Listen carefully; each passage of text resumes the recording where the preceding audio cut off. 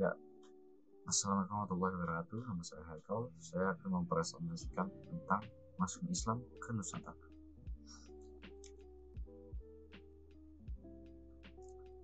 Awal mula Islam masuk ke Nusantara, menurut sumber-sumber yang kita ketahui, Islam untuk pertama kalinya telah masuk ke Indonesia pada abad pertama, Hijrah abad ke-7 Masehi, dan langsung dari Arab.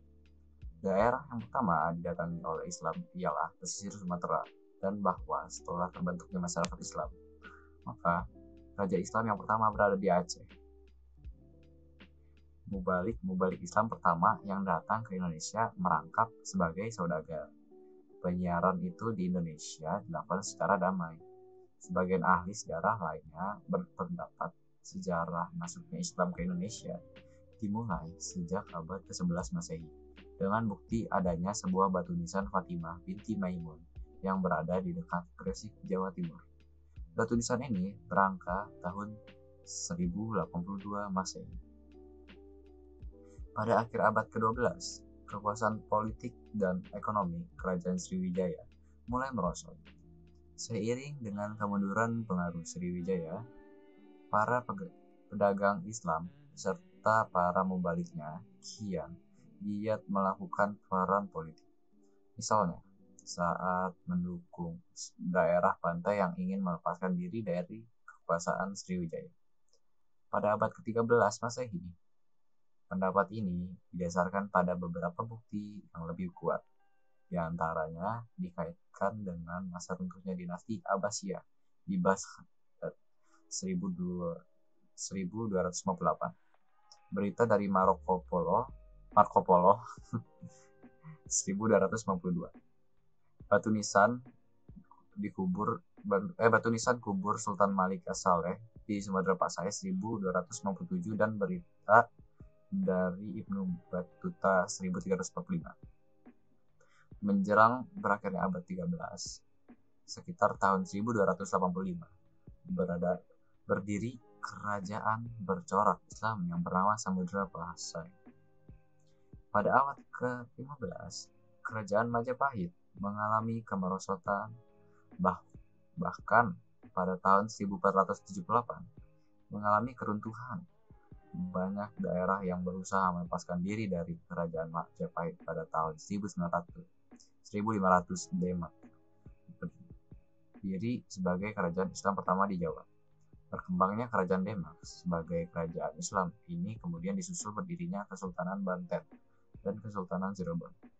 Di luar Jawa juga banyak berkembang kerajaan yang bercorak Islam seperti Kesultanan Ternate, Kesultanan Goa, Kesultanan Banjar.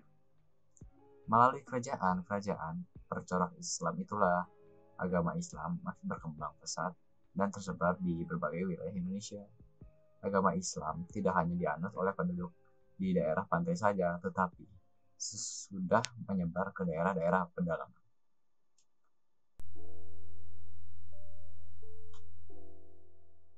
Awalnya masuk Islam ke Nusantara karena faktor saluran perdagangan, saluran perkawinan, saluran tasawuf, saluran pendidikan, saluran kesenian, saluran politik.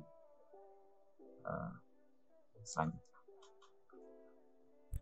teori masuknya Islam ke Nusantara ya ada 4, yaitu teori Gujarat.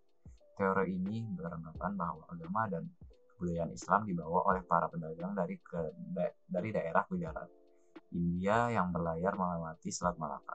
Teori ini menjelaskan bahwa kedatangan Islam ke Nusantara sekitar abad ke-13 melalui kontak para pedagang dan kerajaan Samudra Pasai yang menguasai Selat Malaka pada saat itu. Teori ini juga diperkuat dengan penemuan makam Sultan Samudra Pasai, Malik As-Saleh pada tahun 1257 yang bercorak Gujarat. Teori ini dikemukakan oleh S. Lofgronge dan J. Bijnapel. Teori yang kedua yaitu adalah teori Persia. Umar Amir Hussein dan Faisal Diningrat berpendapat bahwa Islam masuk ke Nusantara melalui para pedagang yang berasal dari Persia, bukan dari Gujarat.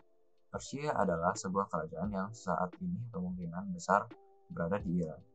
Teori ini tercetus karena pada awal masuknya Islam ke Nusantara di abad ke-13, ajaran yang marak saat itu adalah ajaran Syiah yang berasal dari Persia. Selain itu, adanya beberapa kesamaan tradisi Indonesia dengan Persia dianggap sebagai salah satu penguat.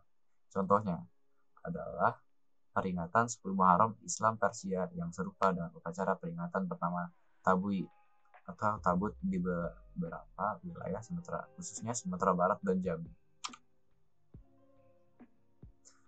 Yang ketiga, teori Cina.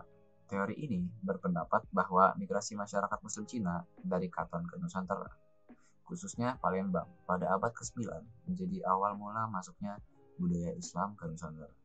Hal ini dibuat dengan adanya bukti bahwa Raden Patah atau disebut Raja Demak adalah keturunan Cina. Penulisan gelar Raja-Raja Demak dengan istilah Cina, dengan catatan yang menyebutkan bahwa pedagang Cina lah yang pertama menduduki pelabuhan-pelabuhan di Nusantara. Teori yang keempat adalah teori Mekah. Dalam teori ini dijelaskan bahwa Islam di Nusantara dibawa langsung oleh para musafir dari Arab yang memiliki semangat untuk menyebarkan Islam ke seluruh dunia pada abad ke-7. Hal ini diperkuat dengan adanya sebuah perkampungan Arab di Barus, Sumatera Utara yang dikenal dengan nama Bandar Khalifah. Selain itu, di Samudra Pasai, mazhab yang terkenal adalah mazhab Syafi'i. Mazhab ini juga terkenal di Arab dan Mesir pada saat itu. Kemudian, yang terakhir adalah digunakannya gelar Al-Malik dengan raja-raja Samudra Pasai seperti budaya Islam di Mesir. Teori ini yang paling banyak mendapatkan dukungan para tokoh yaitu Van Leer, Anthony Huygens, Steve Arnold, dan Buya Hamka.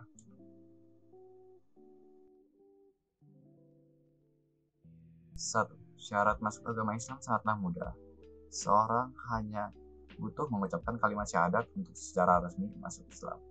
Yang kedua, penyebaran agama Islam dilakukan dengan jalan yang relatif damai, tanpa melalui kekerasan. Yang ketiga, agama Islam tidak mengenal sistem pembagian masyarakat berdasarkan perbedaan kasta. Setiap anggota masyarakat memiliki kedudukan yang sama sebagai hamba Allah SWT. Kenyataan ini berbeda dengan kondisi sebelumnya di mana masyarakat terbagi dalam kasta-kastanya.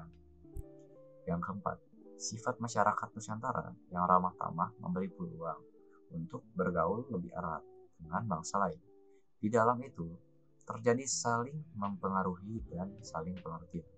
Yang kelima, upacara-upacara keagamaan dalam Islam lebih sederhana dan dipadankan dengan upacara-upacara yang telah ada sebelumnya. Yang keenam, faktor-faktor di atas didukung pula dengan semangat para penganut Islam untuk terus menyebarkan agama yang telah dianutnya. Bagi penganut agama Islam, menyebarkan agama Islam adalah sebuah kewajiban. Sekian dari saya. Wassalamualaikum warahmatullahi wabarakatuh.